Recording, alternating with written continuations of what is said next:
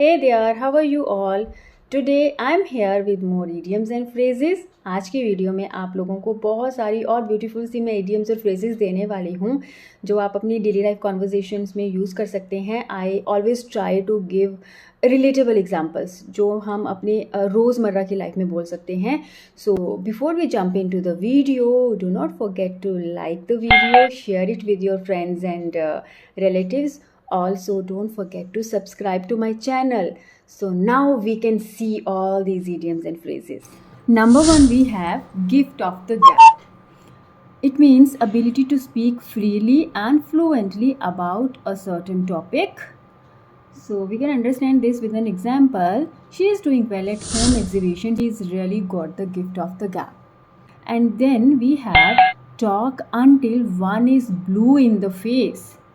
It means to talk to people without them listening or paying attention. या फिर आप अपना हर संभव यत्न कर रहे हो किसी को परसुएट करने में, बट आप वो जो है सामने वाला इंसान वो नहीं कन्विंस हो पा रहा है. ठीक है, तो इस तरह से you can use this idiom. I could have argued with my parents until I was blue in the face, but they'd still never let me go to the party.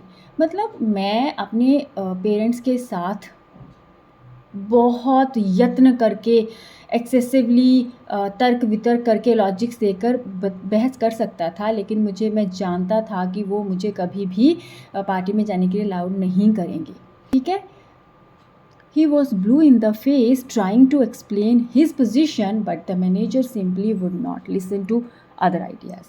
मतलब कि वो उसने हर संभव कोशिश की, बोल बोल के मतलब बोलते ना बोल बोल के नीला ही पड़ गया था, बट मैनेजर ने कोई और आइडिया को कंसीडर ही नहीं किया. Then we have very beautiful idiom, has the cat got your tongue.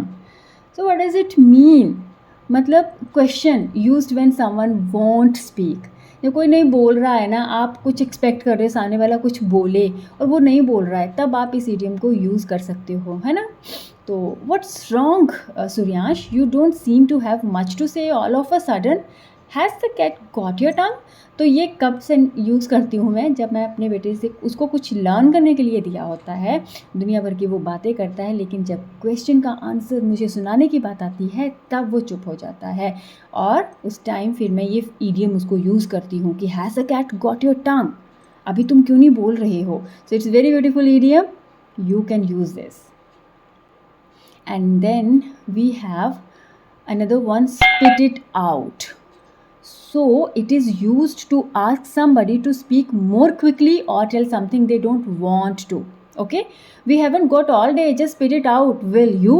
तो ये भी जैसे कई बार बच्चे आते हैं, जल्दी है, मुझे कहीं निकलना है, आई एम गेटिंग लेट, और मतलब कुछ बोल ही नहीं रहा है बच्चा आगे से, तो मैं बोलूँगी भाई जल्दी बोलो, या फिर वो ही इज़ गेटिंग लेट, अभी उसको स्कूल जाना है तो वो लेट हो रहा है, वो कुछ मुझे लग रहा है कि उसको कुछ बोलना है, बट वो यहाँ वहाँ की बातें कर रहा है. सो आई वुड डेफिनेटली ना, हम बोलते हैं ना कि जल्दी बोलो, तो that's it. We haven't got all day, just spit it out, will you. ठीक है, करोगे वो जल्दी बोलो. ओके, स्पिट इट आउट, जल्दी से बोल दो. Then again it's very beautiful idiom, talk in circles. Okay, अब इसका क्या मतलब होता है? टू स्पीक इन वेग और राउंड अबाउट वे. बस यहाँ बोले जा रहे हैं एक ही चीज़ या एक ही बात को बोले जा रहे हैं, और जो एक्चुअल में हम सुनना चाह रहे हैं या जो एक्चुअल बात है वो नहीं बताना. ठीक है. Stop talking in circle, what's the real reason for your call. Simply, ठीक है, फ़ोन आया है, अभी आप बिज़ी हो, ऑफिस में हो, काम कर रहे हो, अब सामने वाला इंसान आपको यहाँ वहाँ की बातें सुनाई जा रहा है, बार बार वही चीज़, तो आप बोलोगे ना यार, stop talking in circle, what's the real reason for your call. सीधी बात बताओ, क्या बात करना चाहते हो.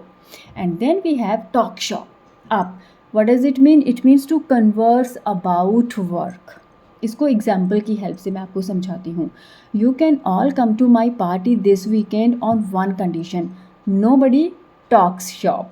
मतलब तुम लोग मेरी पार्टी पर आओगे, लेकिन क्या कंडीशन है भाई? काम की बातें नहीं करेगा कोई भी, मज़े करने के लिए बुलाया है. ठीक है, तो जो काम हम करते हैं ना, उसकी मुझे वो वाली मेरे को चिट चैट, वो वाली बोरिंग गपशप नहीं चाहिए. Understood.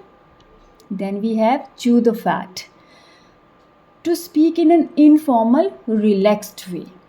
We just met for a couple of drinks and chewed the fat for a few hours. मतलब हम मिले थोड़ा सा, हमने ड्रिंक्स मतलब अभी मे बी वो सॉफ्ट ड्रिंक भी हो सकते हैं, ठीक है, हमने ड्रिंक्स मतलब बैठे थे तो ऑब्वियसली कुछ पिया हमने, एंड हमने बहुत कैजुअल सी, बहुत आराम से बातें की, ठीक है, इनफॉर्मल वे में. Then we have bite somebody's head off up. इसका मतलब होता है क्रिटिसाइज करना किसी को, टू क्रिटिसाइज और शाउट एट समबडी. तो अभी हम क्या बोलेंगे कि जस्ट इमेजिन कई बार क्या होता है ना कि अगर मैं अपने बच्चे को बुलाऊं और वो नहीं आता है, तो मैं एकदम से, कई बार मम्मियों की आदत होती है ना, हम काम में कुछ कर रहे हैं, कई बार ऐसे तो हम चिल्ला पड़ते हैं, तो मेरा बेटा क्या बोलता है, all right mama, there is no need to bite my head off, I am only a couple of minutes late. ठीक है, तो मतलब यही होता है कि ठीक है भाई अभी चिल्लाओ मत, है ना, मेरे पर चिल्लाओ मत, मैं थोड़े मिनट ही लेट हुआ हूँ. Okay, got it. And then we have tongue tied. Tongue tied जब you feel unable to speak fluently, मतलब कोई ऐसा मोमेंट आया, आपको शब्द ही नहीं मिल रहे हैं, आपके बोलते ना ज़बान ही नहीं चल रही है, तो उस एक्सप्रेशन के लिए will use this tongue tied. I hate talking on the phone in English. Somehow I always end up tongue tied. होता है ना ऐसा, कई बार हम ट्राई करते हैं कि हम बहुत अच्छे वे में इंग्लिश में बात करेंगे, लेकिन क्या होता है हमेशा ही we end up tongue tied, मतलब बोल ही नहीं पाते. Okay, this was just for an example sentence. I hope now you all are working hard, and I think you all are able to express yourself in much better way in English. Okay, so I think these all were very beautiful idioms we discussed today. बहुत अच्छी idioms थी जो हमने discuss की, और keep on practicing. I am enjoying this session. Practice session बोल लो, revision बोल लो, मुझे तो बहुत मज़ा आता है आप सबके साथ शेयर करके. जब मैं सीखती भी हूँ कुछ, जो मेरे पास नॉलेज है वो मैं शेयर भी करती हूँ. So I just love it. And now have a nice day. I will see you in the next video. Till then take care. Bye bye.